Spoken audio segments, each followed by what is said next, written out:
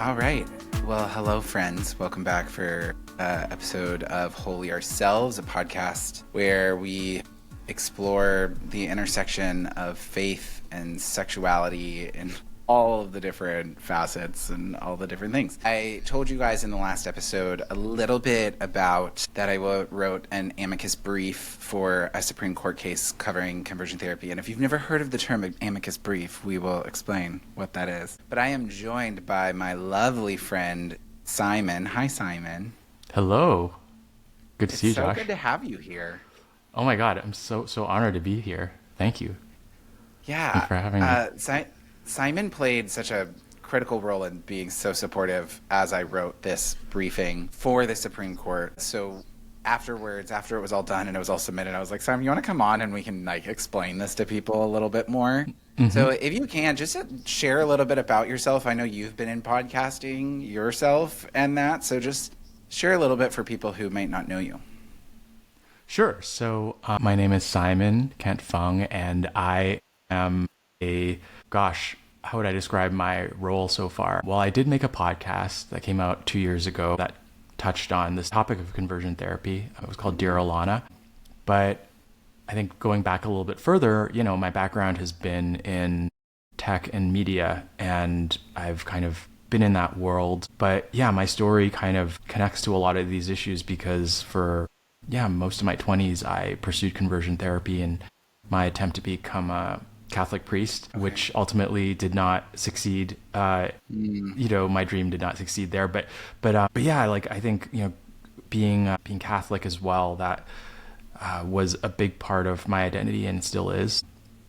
And so yeah, I guess I would say that having had personal experience with this and then telling the story of another young person that had been through conversion therapy that had a lot of parallels with my own story has in the last couple of years re-immersed me on the subject, and how it has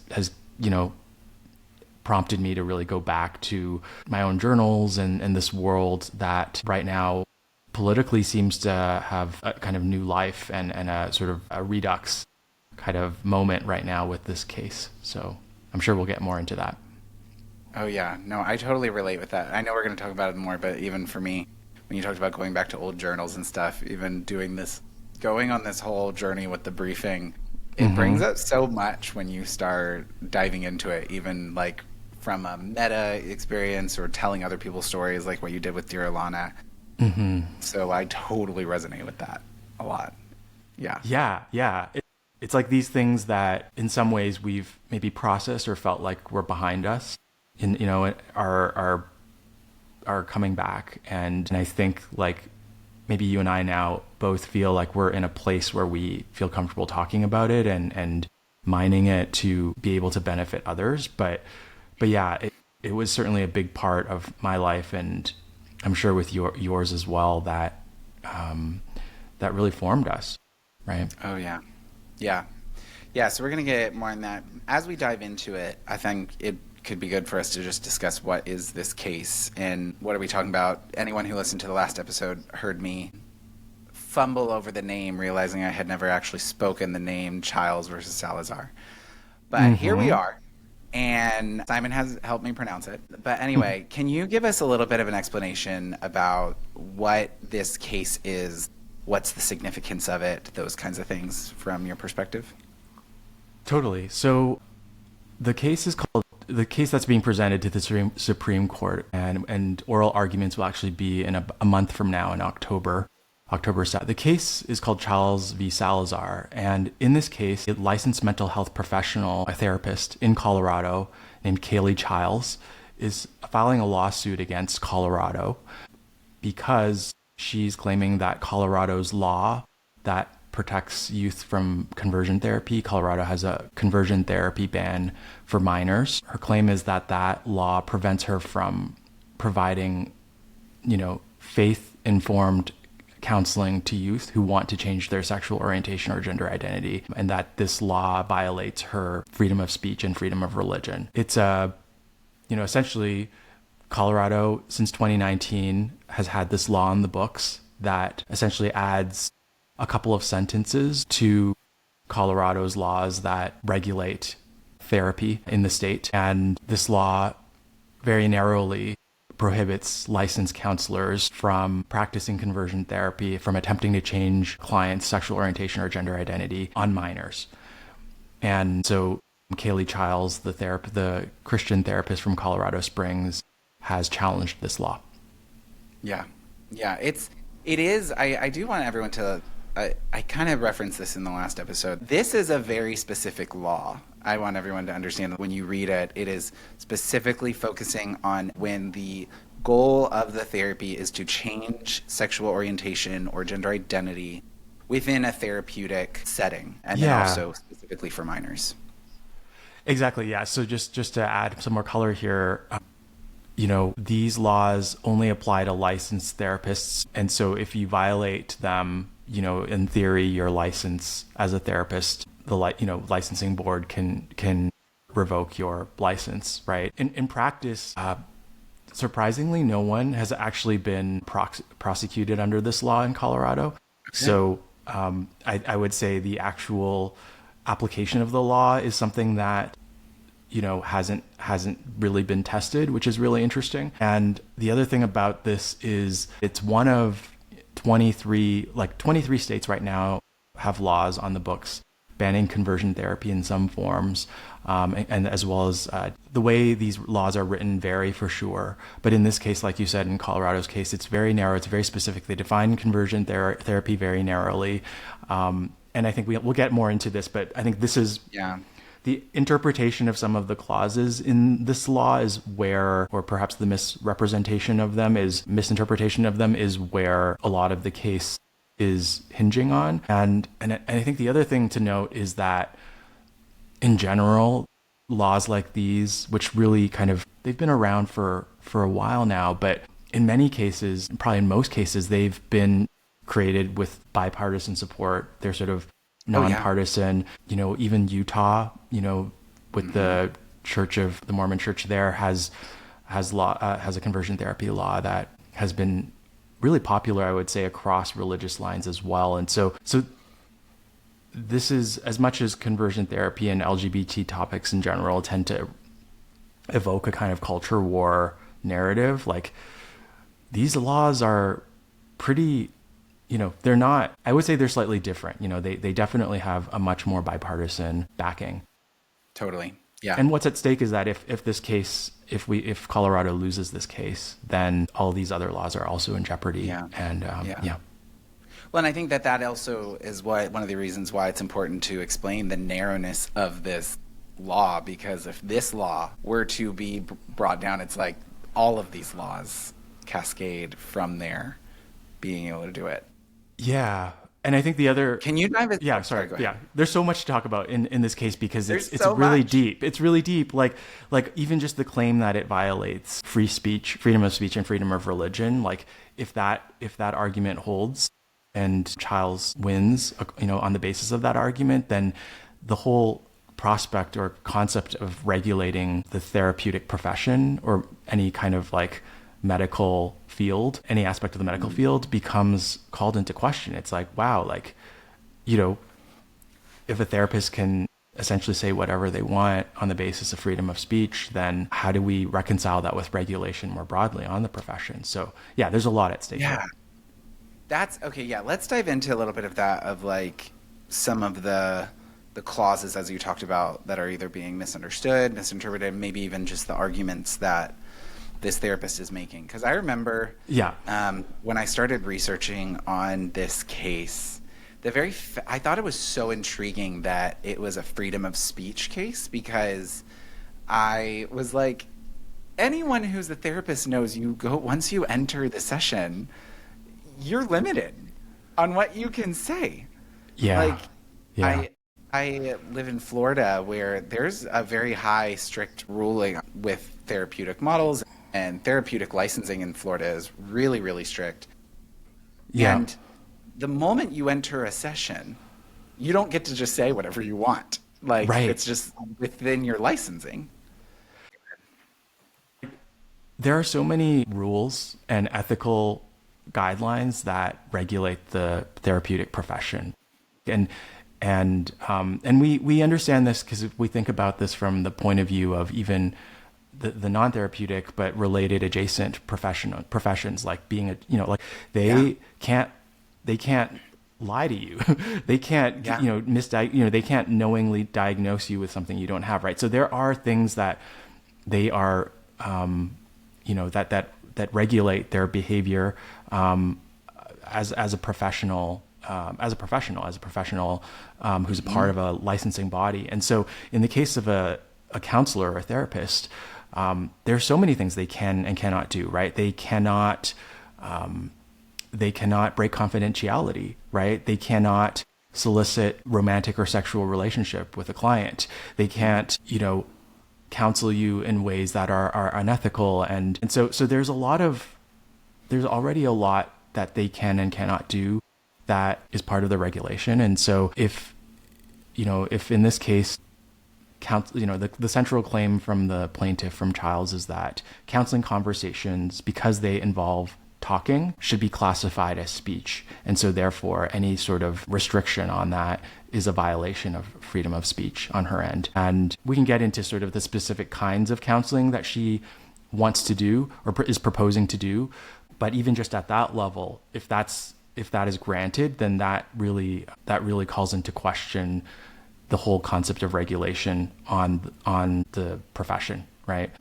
What's interesting in her case is that she is essentially claiming that, as a therapist, as a Christian therapist, as a devout and traditional Christian therapist, she wants to help clients who come to her seeking to change their sexual orientation or gender identity, who are seeking conversion therapy. And this law essentially is prohibiting her from having those conversations, according to her. And so she is claiming that she's had to turn away minor clients who are seeking to have this kind of, to seek this kind of therapy with her. What's interesting about this claim is that, as we know from some of our own friends who are theologically conservative Christian therapists, these laws actually don't prohibit someone from helping someone find faith congruent ways to live their sexual orientation or gender identity, and from exploring those range of options for them. What this law does very narrowly is prohibit a therapist from essentially promising to be able to achieve a specific result and a specific outcome from therapy, in part because the evidence has not borne out that that's even possible. So it's basically saying hey, as a therapist, you cannot essentially promise to do something that we don't have any evidence for, right?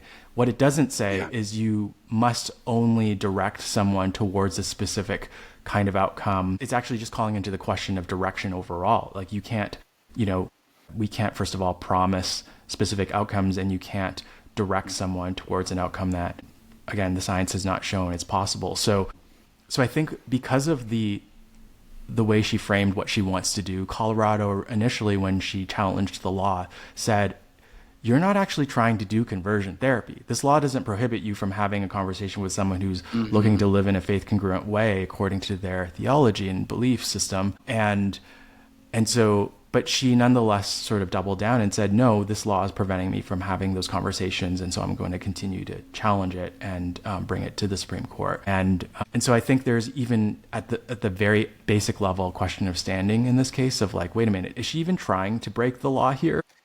Yeah. Yeah.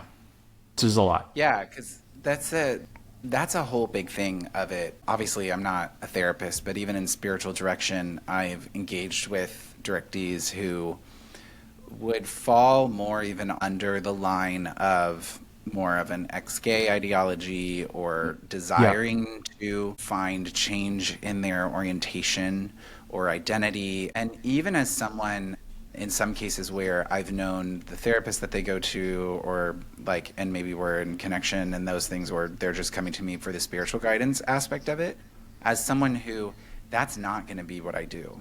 Like, it's not going to be what I do at all. I can say, cool, so you feel that your story, you feel your trauma, your experiences have brought about this result in your life. Okay, well, we can talk about trauma, we can talk about healing, we can talk about your story, finding healing in that. And whatever's going to happen, it's going to happen. Done. Right. Right.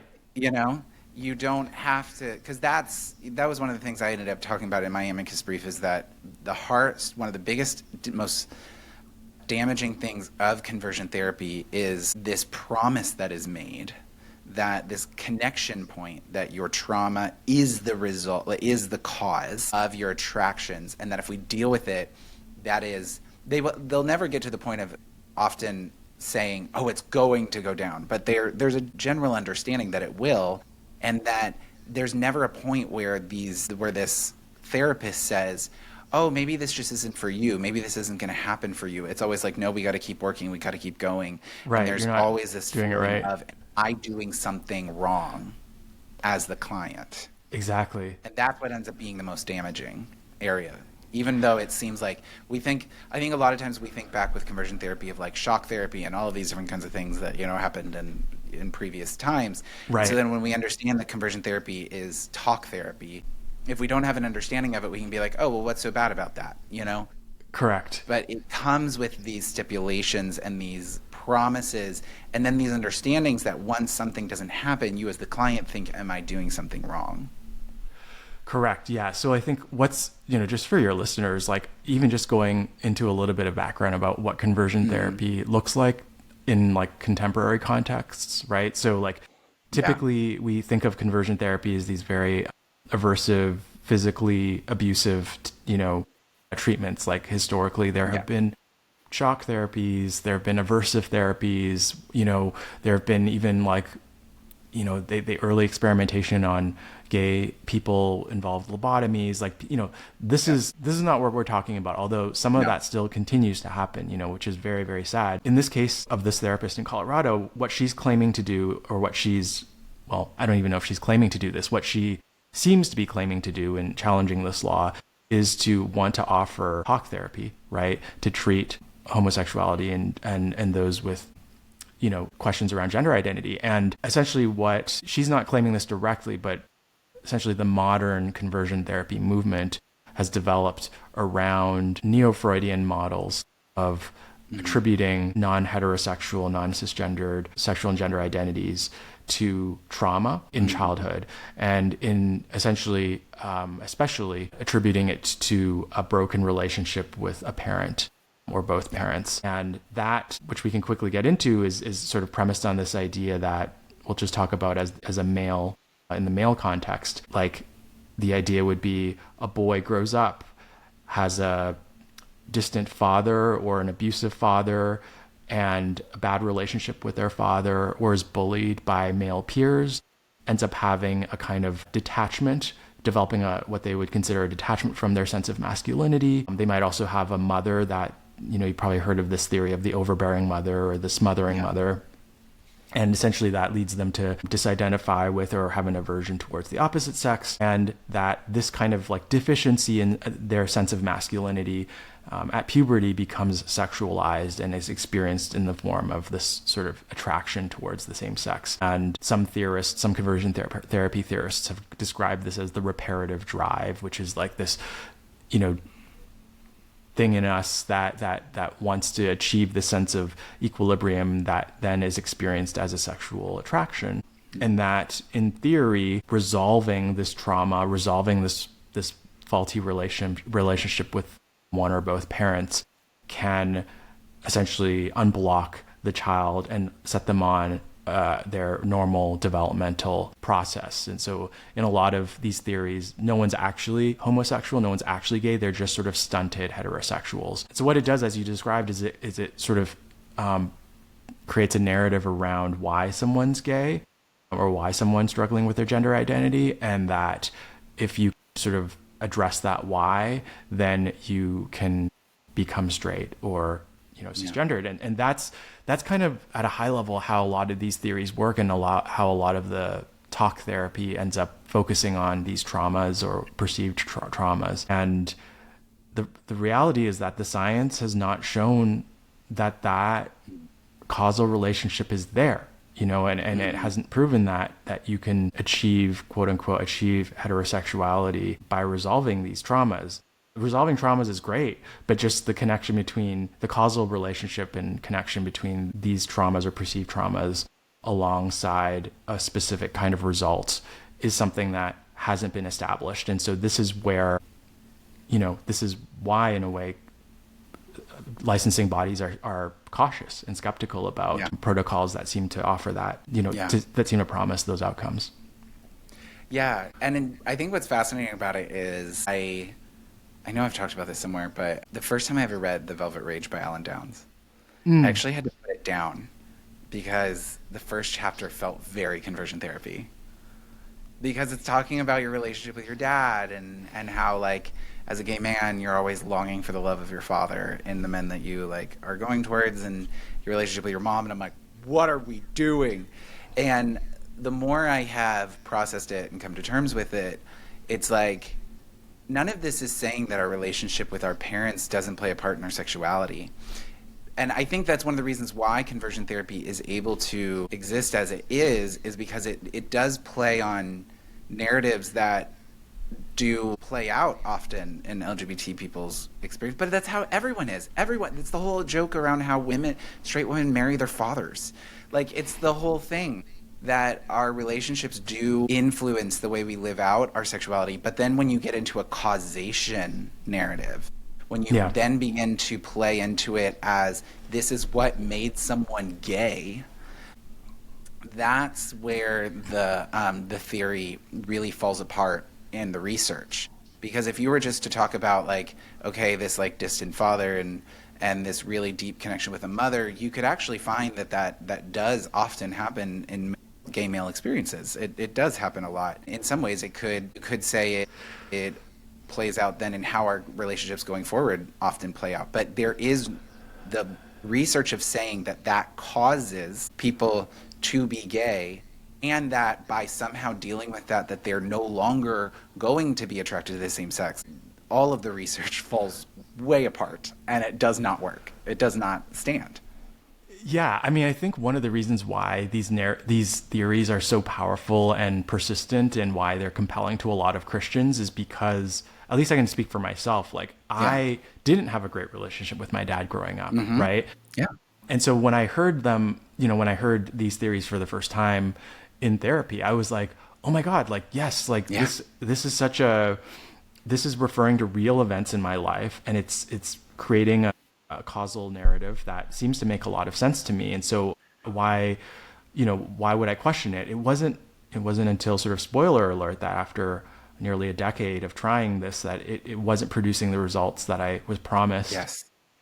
That I began to talk to other people and realized, hey, a lot of men, in this country have not good relationships with their father, gay or straight. Yes. And, like, almost everyone has had some, experience of bullying growing up. You know what I mean? And then it was like, oh my goodness, like, maybe I'm not that special. Like, maybe these things that these theories are referring to aren't that unique to me, and that, this theory doesn't actually hold. But if you only are, like, coming to, again, the context of a lot of this therapy is that you're working with people that are generally theologically conservative, right? Might have a lot of fear around finding a therapist that they feel like aligns with their faith perspective and respects their faith. And so that kind of climate of fear, or you're working with families and parents, right, who are afraid of their child being kind of pushed in a certain direction, right? And so when you have a therapist that says, oh, you know what, like, don't worry, I got this. Here's how we're going to fix Simon. Here's how we're going to fix Josh. Like, this is where, like, this is sort of the context in which a lot of this therapy occurs, and why it's really understandable a lot of people, a lot of Christians will be seeking it. And as we'll probably talk about later on, there are real consequences here. There are real consequences for the kid, for the family, for the parents, for their relationship. And there's a lot of real consequences for the person's faith, at the center of this, when this stuff doesn't work. Yeah. Yeah, 100%. I think that, kind of going on the whole thing that we were talking about with the promises that are made, what also makes that the most damaging is, like you're saying, this is often the people who are going into this kind of therapy and therapeutic models are people who are coming from conservative Christian backgrounds. And they're already having the problem in this is that normally when you're pursuing these kind of therapeutic models, you're already believing this understanding that me being gay is fundamentally like more broken than straight people. There's this level of deficiency like that you believe in yourself compared to the rest of the world. And a lot of shame that goes into that. And the problem is that often when we're in those really hyper conservative communities, that shame and that dealing with that deficiency, our community is at stake, our belonging is at stake. And so, oh my God, yes. I think one of the things I've always felt a tension point, even for instance with these laws, on like, do you ban conversion therapy for everyone? Do you only ban it for minors and these kinds of things? I've always struggled to, and I still struggle about adults, because ultimately I think adults should be able to make their own decisions. But then the question is, when you're in this kind of situation where your belonging is so tied to it, and then the people that you're trusting, the people with like power over you, your pastors and your leaders, are also bringing this forward to you, how much of this are you making on your own? I believe that's a question even when you're talking about adults. But then the problem is when you talk about minors, and this is where we can kind of go into my amicus brief thing, Dr. Julia Sadesky, who, if you guys have, I've had her on Life on Side B back over there. We've talked with her a few times. She's a really great friend, and she does, if you don't know her, you need to look up her stuff. She's great. But she is a Catholic therapist and does a lot of beautiful work, especially in the gender conversation, but in the LGBT conversation in general and sexuality. And she had decided to write a briefing for this case. And then she had reached out to me because she knew my story of going through conversion therapy as a minor and also being celibate and still holding to a traditional view on marriage and all this stuff, but being openly gay. And she was like, I think that it would be helpful. Would you be willing to write something as well? Because I think it would be really helpful. And because one of the things I really wanted to bring to this was the understanding of like, I was your best case scenario as a minor. And now looking back, I don't believe I had the actual cognitive ability, and not just cognitive ability, but like the situation to make an informed decision. So before we dive into that, I do think one thing that I think would be helpful for people is, can you help us understand what an amicus brief is actually? Because I think I didn't even know what it was actually until we started going through this, and I started exploring what this looked like. So I think that'd be helpful, and then we can dive into what we talked about. For sure. So amicus brief is essentially a document or a letter to the court written by parties that are not directly involved in the case that's at hand. So in this case, you, Josh, you were obviously not directly implicated in the case. You're not one of the defendants or the plaintiffs. And so you are essentially anyone really can write one, and any individual, any organization can submit one. And what it does is it provides the court with a different perspective, an outside perspective on the case that could be useful, right? And so these are essentially letters that can take various formats, but typically provide a perspective from someone who has an interest in some aspect of the case and can essentially illuminate this perspective to the court as they're considering how to rule on the case. And so in this case, on either side, I think the other side, the side that's supporting Kaylee Chiles, the plaintiff, the therapist, there were, I think, over 60 amicus briefs that were filed by individuals and organizations supporting her point of view and adding color to why they think she should win. And then on the case that's defending Colorado's point of view, there were, I think, maybe a little under 30. But yes, Josh, you submitted one, really providing the point of view to, providing the court with a point of view that I think will surprise them, because I think that one of the things that the other side has framed this case, one of the ways they frame this case is that this is essentially, big woke Colorado persecuting poor Christian therapist, right, who just wants to practice her faith and be a good Christian. And so up until you wrote your brief. I think that kind of narrative might generally hold and seem persuasive, but by hearing from actual theologically conservative Christians who actually don't support conversion therapy and have gone through it and have seen and can speak to some of the harms and the ways that it's damaging to both families and faith, that I think will, if the court reads these carefully, which they generally do, might have a real chance of tempering their ruling or even convincing them that, these laws make a lot of sense. So it's really, really important. I think one of the beautiful things about what you did with this submission is that it's now on the public record, right?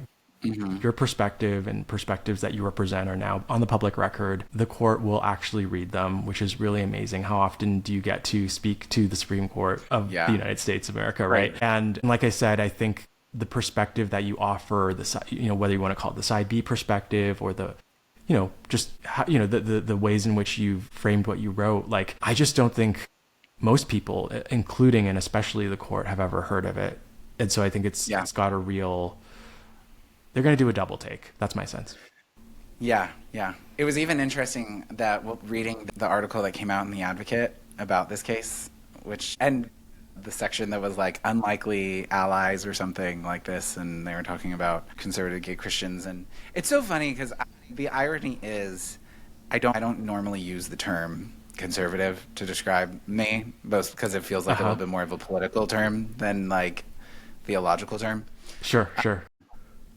But I do agree 100% with like what you're saying is so important, because I've definitely watched cases happen politically in our country around faith and sexuality, and sometimes been frustrated at being like they're not seeing the nuance, because there's this framing that gets put on as it's like the Christians against the gays and this whole thing, and it's that's not actually how it has to be, and not all of us like what these Christians are saying is not accurate. You don't need to go this route to help people live out their faith. It is completely unnecessary and actually damaging, because that was one of the things I ended up talking about in my briefing, is that from both my experience of the people I walked alongside in my time in conversion therapy, as well as now my work as a spiritual director, basically, if people go through conversion therapy as a minor, it is rare for them to still hold on to faith at all into adulthood.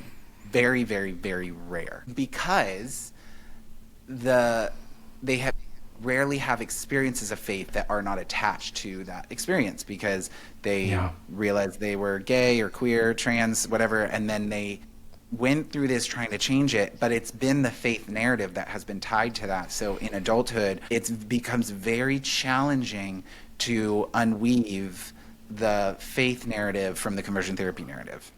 Right. On the other side, though, people who wait till adulthood to come through, they're still going to go through trauma. They're still going to have to do some weaving and untangling. But it's much more possible to, because even if they were in the closet their whole entire childhood, often at least they were able, through dissociation, whatever it might be, but they were able to at least experience faith sometimes kind of separate from that experience. Still really hard, still not always guaranteed to be able to do that untangling, but much more likely. So it's not just that it's not necessary, but like it is damaging to faith of these minors in totality. And there is research that actually bears this out, that shows that, people that go through conversion therapy have a higher chance of like leaving their faith afterwards. Mm-hmm. And I think just to like talk a little bit about why that is, and possible reasons for that, I would say, just reflecting on my own life. Yeah. I think that, and I'd love to hear your experience of this as well. I think, like you said, part of the reason that compels people to seek out conversion therapy is their idea that this is necessary to be a faithful Christian, right? It's changing this aspect of themselves is essential for them in order to be a faithful Christian. So they seek these therapies. There are people that offer these services. They work really hard in these programs and in these sessions, right? Clinical sessions. And then in my case, like I was promised, I think, between like 3 and 5 year like timeline for me to be able to change. And and I wasn't seeing those results, and I was working really, really hard. Like you, I think I was like A+ student in a lot of this. I kept, copious notes, and I was, a lot of them I returned to in order to remember what was going on in these sessions. But like that eagerness and that earnestness is something that a lot of people exhibit when they're pursuing these programs. And like in my case, no one forced me to do this. Like similar to what Chiles is claiming in this case, there are people that seek these services out on their own accord, whether they're minors or adults, and no one's coercing them. And we'll return to this concept of coercion later on, and you'd already talked a bit about it. But yeah, I would say that the darkest moments in my life, one of the darkest moments I would say, was when I kind of felt like I was a failure, in a deep way. And I talk about this as sort of 3 levels of shame. Like there was the shame of just being different and being same-sex attracted or gay. That was something that haunted me for forever, right? Then there was the shame that I was told in therapy that, oh, the reason why you're this way is because of something that happened to you as a child, that, some trauma. And so there was the shame around what that was, and that made me broken. And then finally there was the shame of not being able to change. And it really felt like I must be so broken and so damaged, and God must think of me, God must hate me so much that, or be so, angry at me or something, that I am unable to change, because it seems like everyone else seems to be able to, according to these testimonials and these promises.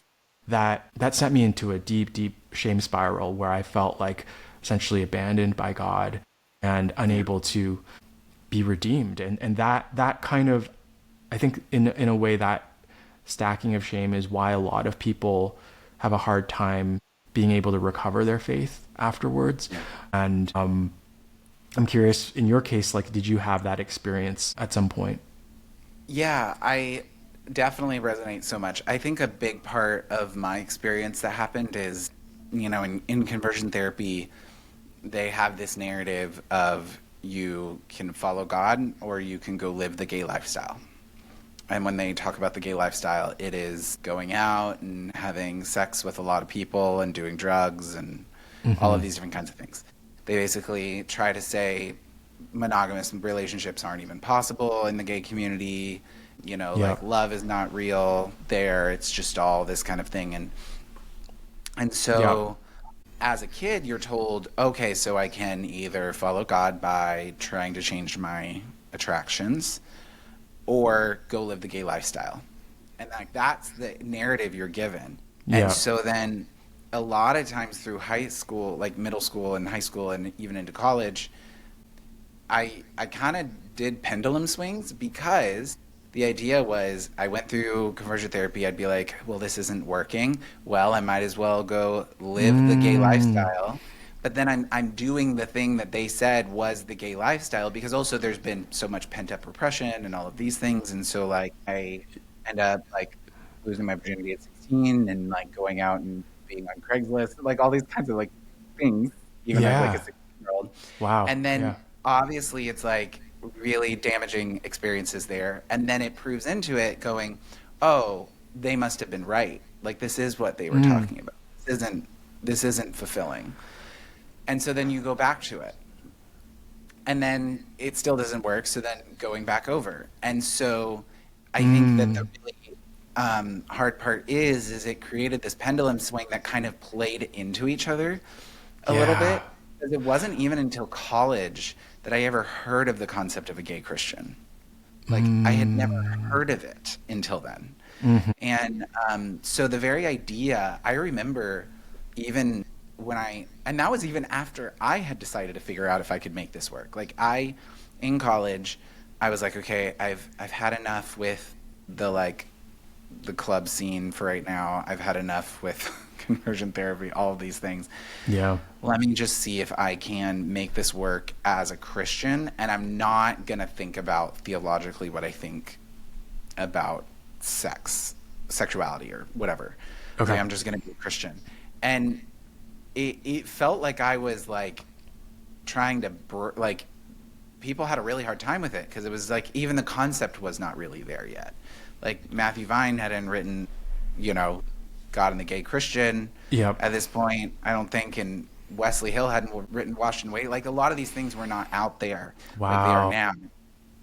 And so there was this feeling of like, does this even exist? Yeah. And so I think then what really made it damaging for me was that at the moment I finally realized, okay, changing my orientation is never going to happen. Like the moment I said that, it felt like so empty and I didn't have a way forward because even what I had understood as the gay lifestyle as like ex-gay people I'd always put to, I had already spent time there and just didn't find fulfillment for myself in this space either. And so it felt like a man with no country kind of thing. With no home. So having to process that brought up a lot of depression, suicidality, all of these things, because it just didn't feel like there was any place to go in many ways. Yeah. Oh my God. That's so hard because yeah, like you were presented with like two options and you were like, okay, well, if these are my only options, you know, I'm just sort of going to bounce between the two of them. And like, in a way, it became a self-fulfilling prophecy. Like therapy, which promised to sort of put you into one of those positions, wasn't working. And so you just were like, well, I guess my only alternative is this other option.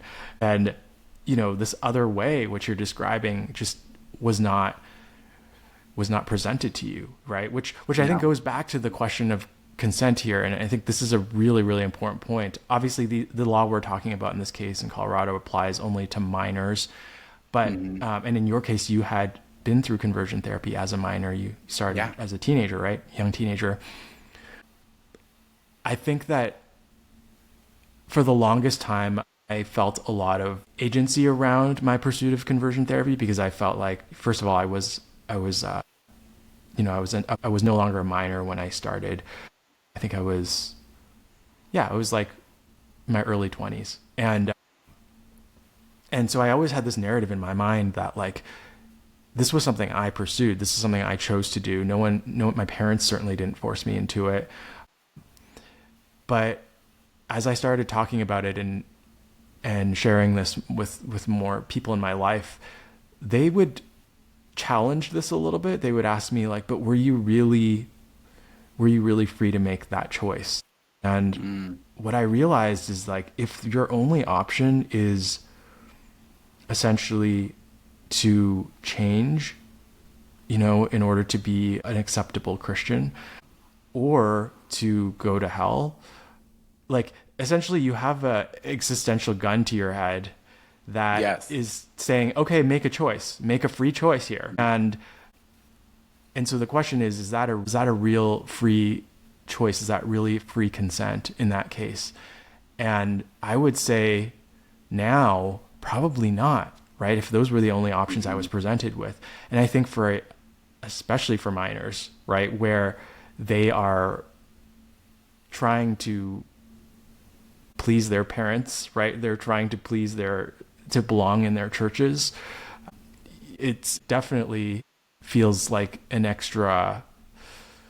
another level of like, wow, is this child in this case, if they are seeking out to change their orientation, truly informed or truly not only informed, but truly free to make that choice, you know, let alone some of the cognitive developmental pieces here that aren't even in place yet. So yeah, what we're doing in promoting and allowing conversion therapy to take hold in our religious spaces and in our therapeutic practices is really subjecting kids to a kind of experimental treatment that really hasn't been proven and has a lot of risks attached to it. And that that's an angle that, you know, I think in some ways your brief starts to provide some color into.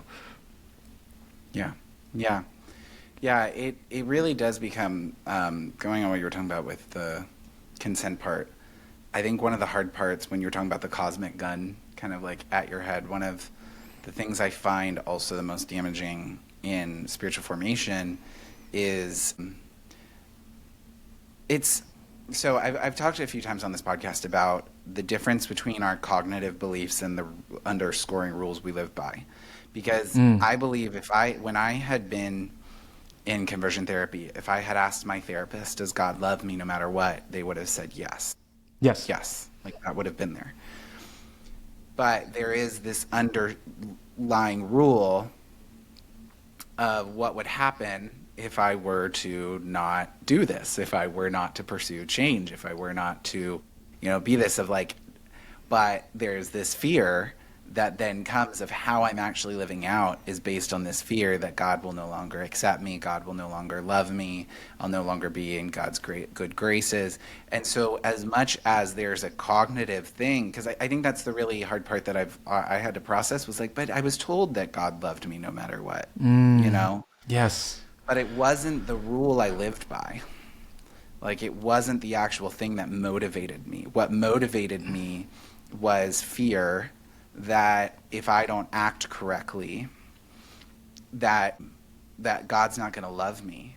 And I remember after leaving conversion therapy in college, even when I first started pursuing celibacy, I always laugh because I think sometimes people are like, oh yeah, you became celibate and then you never had sex ever again in your life. And I'm like, oh, that's cute. Because that's not how these things work. Me deciding to pursue celibacy was a very complex situation. And I remember one of the biggest things that I had to do was actually allow myself, after I would have sex, was realizing God loves me and allowing myself to sit in that. This changes nothing. Like no matter what I do, can I actually believe that God loves me?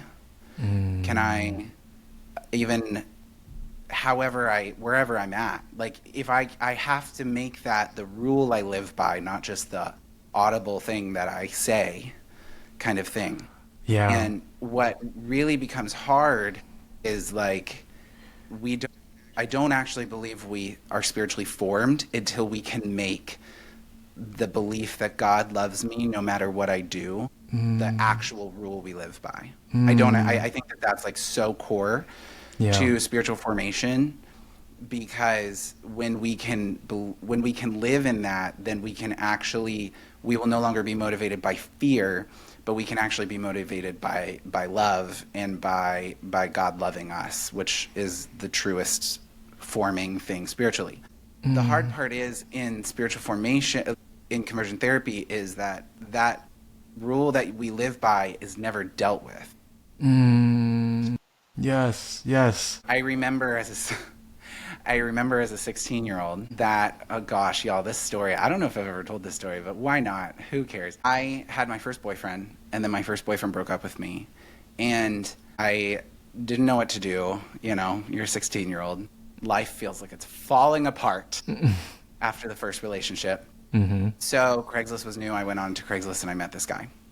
And the guy was 22, 23, something like that. Well, I tell my therapist about this, who is connected to NARTH under the supervision of Dr. Nicolosi Sr. And my parents learn about this by the police coming to our door because I am underage. Right. And so my parents should get parenting awards. But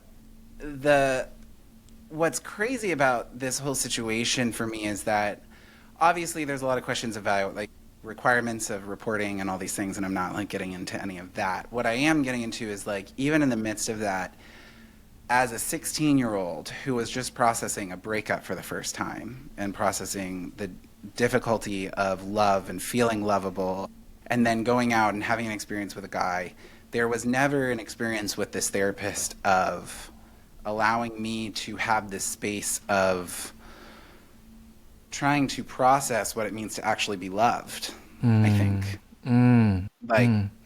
It became this thing of now it's riddled in shame, now having to deal with parents knowing, and police and all of these different things. There was not the ability to actually allow formative understandings of like, you are loved, in the midst of your broken relationship, in the midst of whatever experiences you've had. And I found that to be so consistently like an underlying rule within conversion therapy. Conversion theory. Thank you for sharing that story. I think that really, really like puts a real example to the way it works. Like, first of all, I think that you might be being a little bit too hard on yourself in the sense that you're kind of like putting on yourself like this responsibility to have like a love-based relationship with God, like as if this was something that, you could have just like worked harder on and no, I mean, 100%. You know what I mean? Yeah. Like I think in a way, what's so sad about it is that like the therapy itself was implicitly telling you like you don't belong and God will not love you unless you change, right? Yeah. Which is of course something that you're going to internalize and is never going to be dealt with in the therapy, because that's why you're there to begin with, is to change. Totally. Right. Yeah. So like it's a narrative. It's a rule I received from the therapy and from the community and from the community. The church and these things. Yeah. Yeah. I think my example of that would be like more on the shame side, which is like, I never dealt with the shame that I felt about this aspect of my identity. And so, and I would, and looking back now, it's like, well, of course you never dealt with that, because the therapy itself was premised on you having the shame to seek out, to keep returning every week, right? Like the therapy essentially was premised on, okay, Simon doesn't want to have these attractions.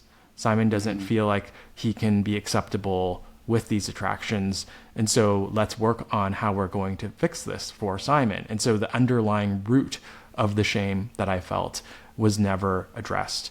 And that I think is, maybe an analog to your experience of just not feeling worthy of God's love, right? Like that's related for sure to the shame in my case. And I think this is why, like, the irony of it all is that all of this is being presented as sort of the theologically orthodox Christian therapy, right? And what it's actually doing is perpetuating deeply theologically unsound ideas about how to be in a relationship with God, right? And I think the other part of it is that, and I'd love for you to talk about, because you talk about this and you write about this in your brief, is like, what was the impact of this therapy on your relationship with your parents, and especially your dad? Because like, again, like a lot of these theories are premised on the idea that you're gay because of faulty parenting, because your dad was, failed in some way, or your mom failed in some way. So how did that impact you? Yeah, totally. First of all, I do want to go back and acknowledge, I'm glad you brought up the thing of like, these are the rules thing. It's something we just are given from our family and our parents and the therapy itself. And I would say even with my parents, I agree with you. I had a similar experience with you with when I first heard the narrative of conversion therapy, because it felt like it resonated with where I was at. I was close to my mom, didn't have a great relationship with my dad, those kinds of things. And it felt very forced throughout it to, like, I had to make this work with my dad in order to not, to have healing and to repair all of this. And I think that, well, it's not even that I think I know, that it also had a really big toll on my parents, because they definitely they also carried the belief that they had done this. Right. Right. Because then it's like, oh, well, we didn't parent right, Yeah. Yeah. And so it was super challenging for us to try to find a relationship beyond it, especially afterwards. And I remember, as I decided to get into LGBTQ ministry as an adult, my parents and I finally started having more conversations around it. And there was a time where I got to talk with them, and I remember my dad explaining, he was like, if I knew what I knew now, we wouldn't have done that. Like, we wouldn't have put you through those things. Because initially, my first time going through conversion therapy was by the initiation of my parents, because I was in fifth grade. They had found me looking at gay porn because I had been called gay and I didn't know what it was, so I looked it up on the internet, that whole thing. And they had seen this, and so then they took me to a therapist. So the first time I ever went in was like by them saying we're going into this therapy. And my dad was apologizing for ever having done that, because after that time, and then I really convinced him finally to stop, any other time was by my initiation. But obviously the groundwork had already been laid that this is in my mind, that this is what my family wanted, you know? Totally. In a way. Yeah. And we talked about the fact that, you know, they felt like maybe I had just been exposed to something, or, you know, and also they're trusting the people that they had reached out to. They're trusting the people that are giving them advice, and then they're going on that. And so we had a lot of healing conversations. And now I would actually say my relationship with my dad is the better than it's ever been, you know? Wow.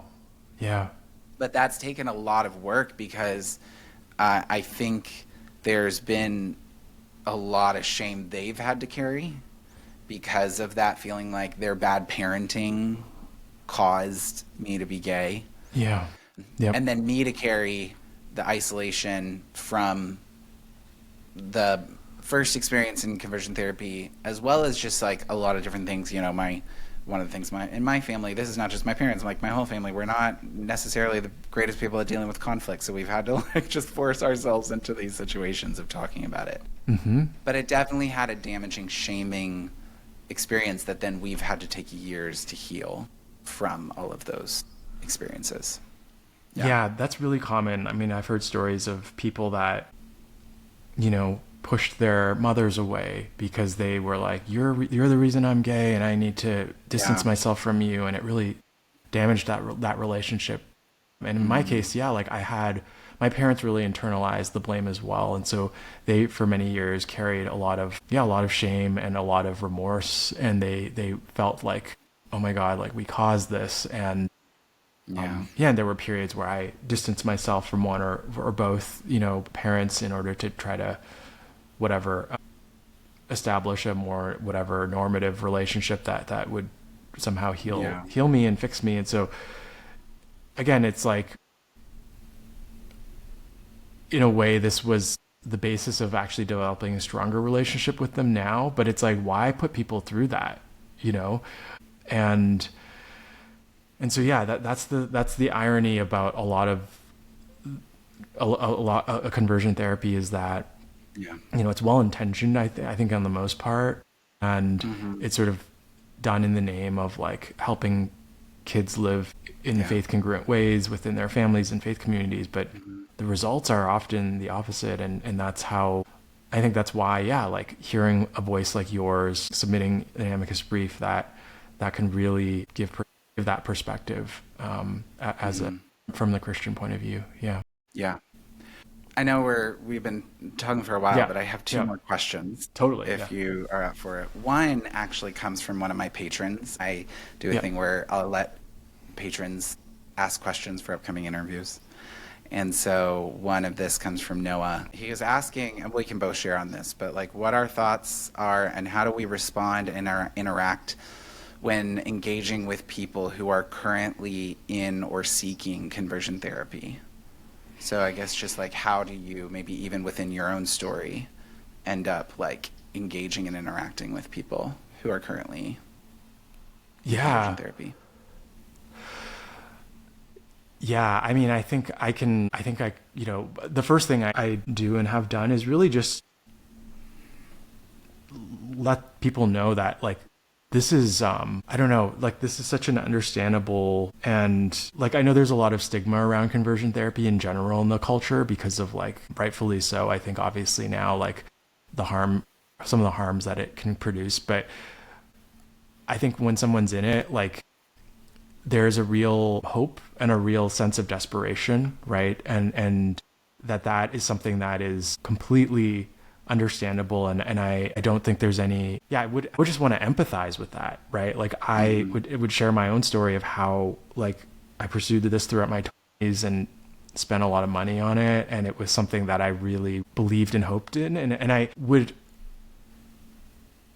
also share that, like, I'm a kind of unusual. I've never thought that I would be speaking out against conversion therapy. I was like true believer through and through, and still see a lot of the nuance in it. And I think that, like, given the like options, if you're in a more theologically conservative place in your faith, it can feel like there are no other options for you, like we were talking at the beginning. And so the only option is to live in alignment by trying to change your orientation or gender identity in a certain way, into a certain direction, or to, you know, insert blank of what the sort of options are for you theologically. And I get that a lot of people find themselves in that place where they really don't really have an option, right? And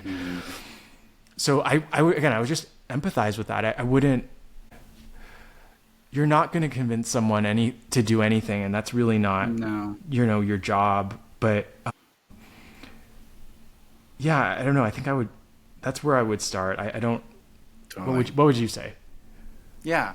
No, I would absolutely, if I'm talking to someone who is in pursuit, and I think also I want to explain, we've been talking specifically about, like we said, conversion therapy, which I also want people to know, and if you're not used to this, actually often people won't use the term conversion therapy. Totally. They'll use reparative a therapy, variety of different things. Therapy, prayer, because it also can take a lot of non-therapeutic models and things. And I would say most of the time when I am engaging with someone who's in that world, they're often actually not seeing a therapist. They're in a prayer ministry, or they're in a Celebrate Recovery type model, 12-step, type model of things. I agree with you. Like, I'm never gonna try and argue with someone out of it, like, because I think people, there are reasons people go through these journeys, and I think understanding what has led them there, and understanding the nuances of their experience, I think is really important, because if I can't have compassion for a person within their journey, not from like having pity on them, but just going, like, that makes sense, like what you're going through, and the experiences of different things. I think my main thing is I'm always going to start with curiosity of wanting to understand their story and wanting to understand why they're there and everything. If anything, I'm going to like press on is, like I was saying before, there is a narrative that undercodes conversion therapy of like, I am bad, God is mad, these kinds of things. And I always want, if I'm going to emphasize anything, I'm going to be like, well, I hope you understand, like, God adores you and loves you, and it's not trying to get their mind on anything, but just like want you to know, like, God loves you and adores you. If you're talking about the other thing that came up for me in this question, because I'm always trying to make sure I understanding questions correctly, is like, that's how I would react if I was talking to someone who's going through it for themselves. If I'm talking to someone who is doing conversion therapy as a conversion therapist, depending on who the person is, I don't know what my reaction would be. I hope it'd be compassion, but maybe on my own story. I did have an experience once where I was being brought on a panel, and it was like a gay Christian panel thing. And I was being brought on as the like traditional voice, and a person who had been over me in like ex-gay ministry who now had gone affirming was being brought on as one of the affirming voices. And it felt really crappy to be like, wow, this person who was originally over me in conversion therapy is now like the affirming voice and I'm the traditional voice, and I didn't like it a lot. And I got a lot of wisdom from my pastor as I prepared for that event to... I wrote about in my newsletter, which I'll put the link in the show notes. I wrote about in my latest newsletter about writing for this amicus brief, and how there was a car ride where my parents initially told me that they had seen the porn I was looking at as a kid, and that they were taking me to conversion therapy, and how I will always remember that car ride. Like Yeah. that car ride is cemented. That kid is cemented in my brain. Wow. And I was in story group at my church, and I was sharing a story, processing, preparing to do this panel, knowing now who was on the panel and everything that I was bringing into it. And I was in my story, I'd shared about that. And my pastor had asked the question, what if that kid in the car was on the panel? What would he want to say to the other person there? Yeah. And that was really helpful for me as I like went into that panel. And it was so helpful for me that actually I took that in writing this amicus brief. Was like, okay, this kid, okay, the kid in the car, you know, What would he say? what do you want to say? Because I think I've had to realize that kid has stayed in the car for a long time, and how to allow him to have a voice in experiences like these has been really important. Yeah. And I think that's been really helpful in these moments when I'm addressing something that feels like addressing someone who does conversion therapy, maybe as a profession kind of thing. Yeah. Of how to speak, even in like uncomfortable situations. So that was like things that came up there. Oh, that's so beautiful. I didn't realize that was the kind of lens that you took to write the brief. You know, what a powerful, hopefully healing experience that was for you. Yeah. There was a lot of tears. There was a lot of tears, but it was great. So, can I just add as well? Like, I think Please. you're right. Like, it's a different, depending on the audience, like of what the question was asking. Like, I think you're right. Like, if you're talking to people that are currently like proponents of conversion therapy, like from an organizational or, you know, even therapeutic point of view, I would say, and even ministerial point of view, like again, a lot of, like you said, a lot of people pursue programs that are not in a clinical setting, but in a more spiritual, religious setting. What's interesting about this is that, you know, I kind of zoomed out and looked at the landscape, and like the psychological theories we discussed earlier have spiritual theory analogs as well. So instead of like a trauma, psychological trauma, it's like a spiritual brokenness, right, that needs to be fixed. And you know, the sort of like there are religious narratives that really dovetail with these psychological narratives, which is also why they can be really powerful in these religious settings. And there's so many religious ministries, ex-gay ministries, that attempt to quote unquote heal these sexual and gender identity questions. And but what I would say is, for people that are sort of leaders of and proponents of conversion therapy institutionally, would be like really a plea for honesty, because I think often what's missing in this conversation is just an honest accounting, so that people can have like full disclosure about what they're getting themselves into, right? So for example, like a lot of these ministries will present testimonials from people claiming to no longer be gay. And I read a lot of those when I was younger. You know, they were in books, they were on websites, now they're on YouTube videos. And I believed them, because I was like, oh my God, like this person was living as a gay person, and now they are no longer, and they don't identify as gay. That's hope for me, right? What I thought they meant was, I am no longer attracted exclusively to the same sex, and now can have other options available to me vocationally. But in fact, what I've come to discover in a lot of cases is people aren't actually saying that their orientation has changed.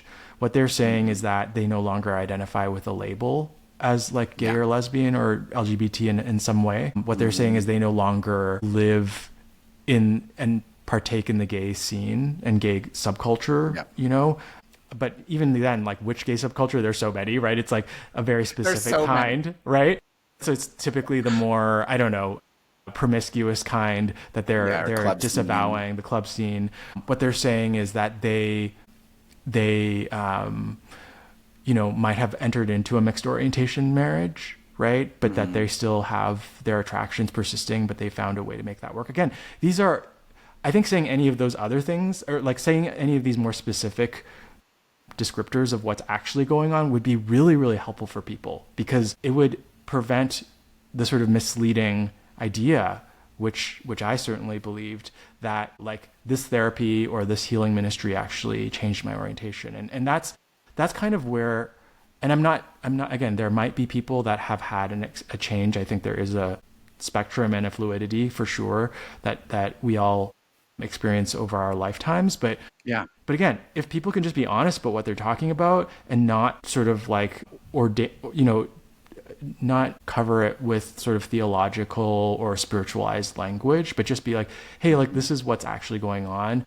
I think that would be so helpful. And that would be my plea, is just for some of these leaders to be more specific in what they're describing as change. Yeah. And then so that people, like the person that you're, ask that question, and the person they seem to want to speak to, can have informed consent. Yeah. Cool. Like, I'm sure there's lots of possibilities out there, but let's be really specific about what, you claim to have happened to you. Yeah, totally. And as we wrap up, my last question for you just is, what do you hope people to take from this conversation, to kind of like take as they watch this case, these kinds of things? Is there anything you really hope for people to like notice or do? I think what's beautiful about the process of, watching some of these amicus briefs come together is that this is a really great opportunity for us as a country to approach a question outside of the culture war lens, right? And to really look at how, like we may have different theological perspectives, as, individuals, as clinicians, but like what we can all agree on is like, we need to protect kids, and there are like some lines that need to be drawn here, and that this can go across theological lines. This can go across political lines, and we don't always have to turn everything into an us versus them, religion versus state kind of debate. I think one of the important things to note about this law is that the law as it's written applies both ways. Just as a therapist can't claim to and cannot promote a fixed outcome of turning someone from gay to straight, it also prevents, like, let's say a super woke therapist from doing going in the other direction, from making your kid, trying to force someone to be like, no, you're gay. Exactly. And so it's actually holding that line and that tension really, really well. And it's something I think we can all agree on. And so I would just encourage your listeners and people watching this case to kind of bring it back to those basics and not turn it into this like, oh my God, like it's the big woke state going after us. It's not. These laws were crafted in many cases by Christians, and they have broad support by Christian therapists. And so the framing of this is what I'm really worried about. The law obviously is what the court will hopefully decide on. But yeah, like I think we are so polarized right now. Like we should find every opportunity to come together. Totally. Thank you so much for joining today. So thank you, I've Josh. really been thankful. I remember we previously had a conversation when you did the Dear Alana podcast, but I've been really honored by this like experience of getting to get to know you a bit more and talk more and sit down with you. So this is great. Thank you. Same. It's been so great to know you, Josh. Yeah. Awesome. Yeah. And thank you everyone for listening. And just like really, really appreciate all of you. As I said, I'll put links both to the amicus brief in it, in the show notes, as well as like my the newsletter that I talked about from this, where if you want to subscribe to my Substack, you can do that. Also, if you want more content, there's going to be more stuff I'm going to also put on the Patreon page. There will be a link there. And I will be back in about 2 weeks for another episode. And until then, talk to you soon. Bye, everyone.